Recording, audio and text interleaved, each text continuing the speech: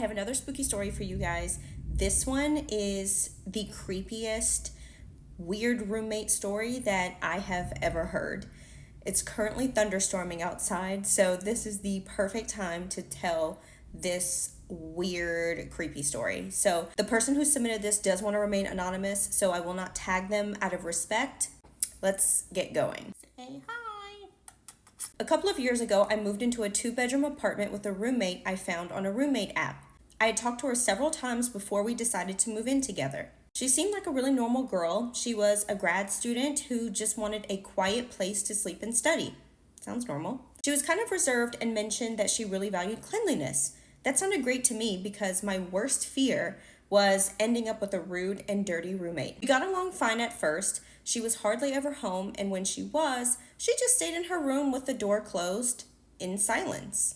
But by the second month, I noticed something was off. One night, I passed by her door to use the bathroom and noticed the door was cracked open and her light was on. I stopped just to say hi and see if she was okay since it was late, but what I saw chilled me to the bone. She was lying in bed on her back, face up, eyes wide open, and arms pinned to her side, just staring at the ceiling. Suddenly, she turned her head towards me and stared right into my eyes. I don't know how to describe it, but her face looked like her, but different. Her eyes seemed completely void of emotion, like they were made of glass. After holding eye contact for a few seconds, she turned her head back to stare at the ceiling, and I was finally able to move. I rushed back into my room and locked the door. The following morning, I passed by her door again, finally going to the bathroom, and noticed the door was closed with the light off. I typically didn't see her in the mornings because she would either sleep in or head to school early, so I assumed I could finish getting ready and exit the house without running into her. As I was grabbing my keys to head out the door, I noticed something in my peripheral. It was her, standing in the doorway, just staring at me. I tried to play off how creeped out I was by saying hi and asking her if she wanted a bagel, but all she did was head into the kitchen, ignoring me, and grab her bag and leave. Because of my work schedule, I usually get home pretty late, so I saw her doing the same thing, just staring at the ceiling multiple times. At this point, I thought this might be related to mental health, so one day I sat down with her to talk. I explained that I wanted to check in with her just to see why she seems to be staring at the ceiling all night and if maybe she would consider talking to someone so that she could start getting some sleep. You sound like a really nice person, and I hate that this happened to you. Despite being as delicate as possible, she completely lost it. She called me every name in the book, and when I didn't react, she started insulting me by revealing deep family secrets of mine that no one knew. The majority of our family didn't even know any of these things, much less all of them. And that includes me, because some of the stuff she said was brand new to me. Yet they were so specific and layered between secrets that I already knew to be true. I was so angry that I started crying and told her to go fuck herself, and I ran out the house. Later that day, I sent her a text telling her to either agree to leave the apartment or I would leave and she wouldn't be able to afford the rent by herself. No response. When I got home, I saw her sitting on the couch in the exact same spot she was in when I left. From behind the couch, I asked her where she heard the stuff about my family.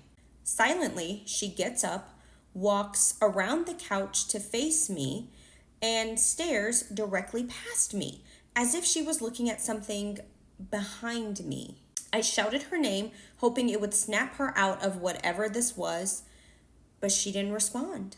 She silently walked past me, went up to her room, and slammed the door. The next morning, her door was wide open and all of her stuff was gone. This was shocking because I barely slept, yet I didn't hear a single peep from her all night. The only thing left in her room was a piece of paper with symbols and words written in a language that I didn't understand. Completely freaked out, of course, I called my mom on FaceTime and told her what happened.